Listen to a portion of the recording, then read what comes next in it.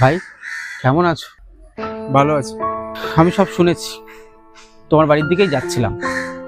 আসলে সেদিন তোমাকে ওরকমভাবে বলা আমার উচিত হয়নি। আমায় ক্ষমা করে দিও। স্যার, আমরা নাইট গার্ড, আমাদের ডিউটি আপনাদের সুরক্ষা করা, কিন্তু আমাদের সুরক্ষার কথা কেউ ভাবে না। আপনাদের পরিবার আছে, আমাদেরও পরিবার আছে। আপনারা কাজে যান, আপনাদের প্রমোশনও আছে যদি ভালো কাজ করেন।